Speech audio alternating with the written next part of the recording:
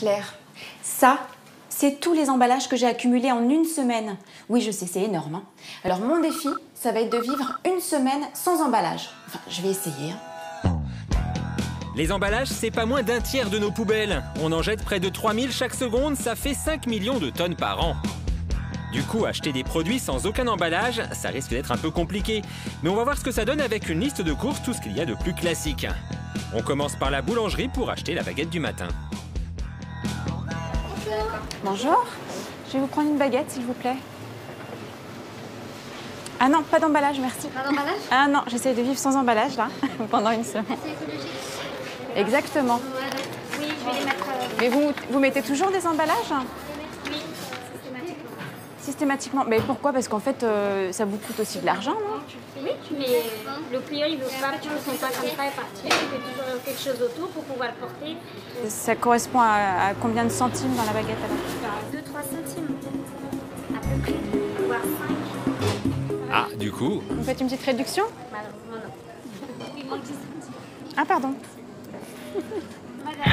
bon, au moins on aura essayé, hein.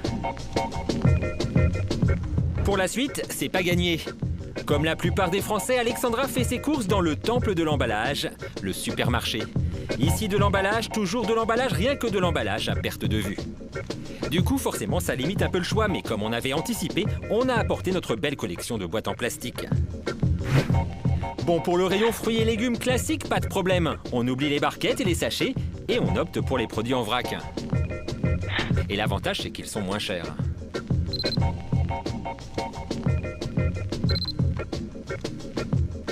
Jusqu'ici, tout va bien, mais au rayon boucherie, là, ça coince. Pas de viande sans barquette à l'horizon. Bonjour. Est-ce qu'il y a un rayon boucherie où il n'y a pas de barquette? Un rayon boucherie où il y a la pièce? Il n'y a pas de... Non, on n'en a pas. Ah bon? Non. Pourquoi? Bon, c'est comme ça. Mais c'est fou, ça, quand même. Bah, Les gens préfèrent en barquette? bah non, parce que c'est comme ça. Ici, ça a toujours été comme ça. Il y a des magasins qui sont à la découpe devant le client, mais pas ici. Bon, pas de bol, on tente notre chance au rayon fromage. Je peux avoir une part sans emballage? Une part de fromage sans emballage? Ah, ça commence mal. A priori, ici, on n'a pas l'habitude d'entendre ça. Il est même propre. Hein. Finalement, ça marche. Côté sucrerie, pour éviter les gâteaux toujours suremballés, on opte pour des beignets tout chauds. En fait, je veux pas d'emballage. Ah oui, d'accord, vous êtes éco, machin. Ah oui. Tout à fait. Oui, c'est ça, on est éco-machin. Et l'écologie, justement, au rayon traiteur, c'est pas encore entré dans les mœurs. Alors, en revanche, je veux pas d'emballage, s'il vous plaît, si c'est possible. Je vous prends pas l'emballage. Ouais. Ben non, mais je vais... On n'est pas obligé, quand même. En fait, on est obligé de les mettre dans un sac plastique. Sans vous donner le produit comme ça, quand même. Vous savez, côté hygiène, si on nous doit faire permet des pas. choses comme ça... On ne permet pas. Et si je vous prends du boudin, c'est pareil? Ben oui, Alexandra, avec le boudin, c'est pareil, ça marche pas plus. Mon emballage ne vous plaît pas? Non, non, la couleur est très jolie, la forme est nickel, il n'y a pas de souci, mais c'est le contenant qui fait que moi je ne peux pas l'utiliser normalement s'ils sont plutôt, on va dire, rigoureux et n'importe quelle enseigne vous tiendra un propos à peu près identique à celui-ci. Voilà pour tout, hein, aussi bien en poissonnerie qu'en fromage, qu'en charcuterie, qu'en ce que vous faites. Ah bah au rayon fromage, il l'a fait sans problème, Après, monsieur. il prend ses responsabilités, Mais heureusement, notre super-héros du rayon fromage décide de venir à notre secours. Il l'a mis dans mon Tupperware. parce qu'il transgresse une règle qui n'est pas foncièrement... Je ne peux pas les mettre là-dedans, je suis désolé. Je peux lui donner moi ou pas? Tu fais ce que tu veux avec ta vie. Là, en l'occurrence, il a fait. Je vous dis, je prends toute la responsabilité. Lequel, madame? Lequel? Ah. Résultat, on repart avec un jambon environ 30% moins cher que le jambon en sachet. On fait une tentative au rayon poisson, et là, ça passe comme une lettre à la poste. Là aussi, c'est moins cher, plus d'1 euro de différence avec le poisson en barquette. Pour les œufs, Alexandra avait prévu la bonne vieille boîte à œufs en plastique.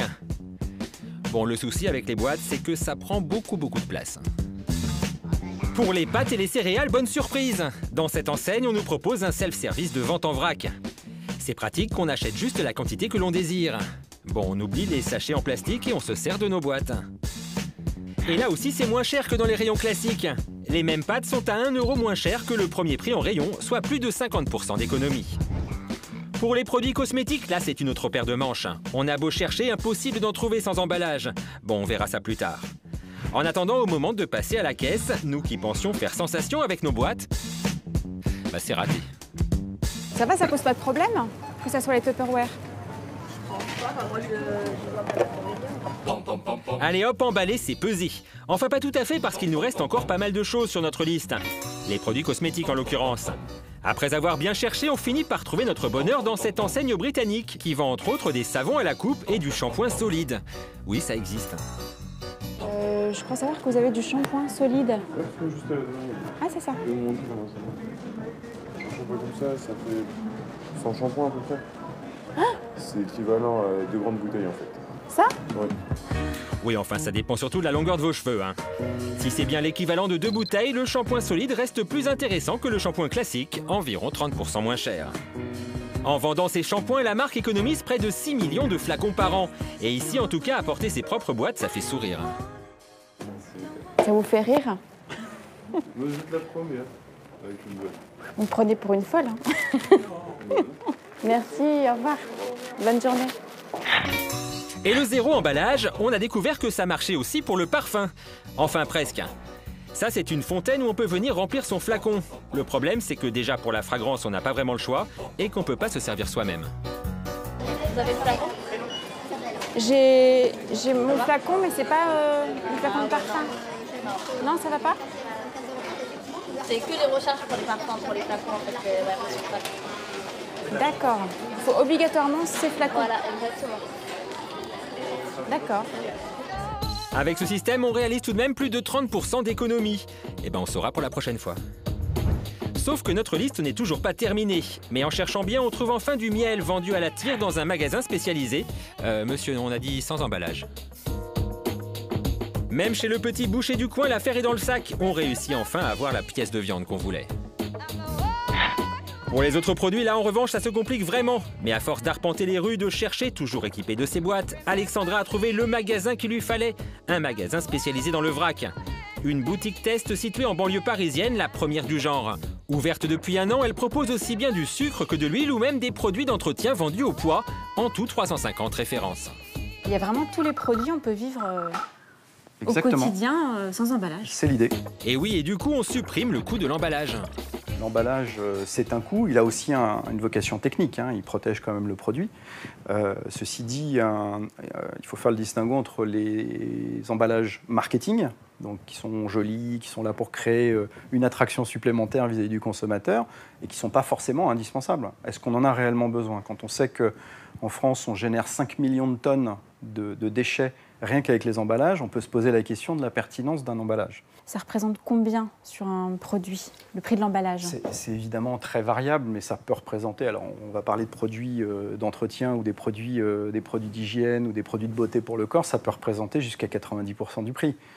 Dans l'alimentaire, on a coutume de dire que ça représente environ 1/3 du prix. Bon, l'argent que le magasin ne met pas dans les emballages ou les frais publicitaires, il le met dans la qualité du produit. Donc pour le moment, c'est pas forcément plus économique. Les pâtes, par exemple, sont 2 fois plus chères que les pâtes du supermarché. Mais alors, après avoir testé une boulangerie, affronté les rayons d'un supermarché, bravé un magasin de cosmétiques, une parfumerie, une boutique de miel, une boucherie, au bout d'une semaine, c'est quoi le bilan? Tiens Claire, regarde dans ma poubelle, 0 emballage. Mission accomplie. Bon, ça n'a pas été évident, mais j'ai réussi. Et la liste de courses, on en est vraiment venu à bout? J'ai oublié un petit détail. Il n'y a pas de papier toilette sans emballage. Dommage.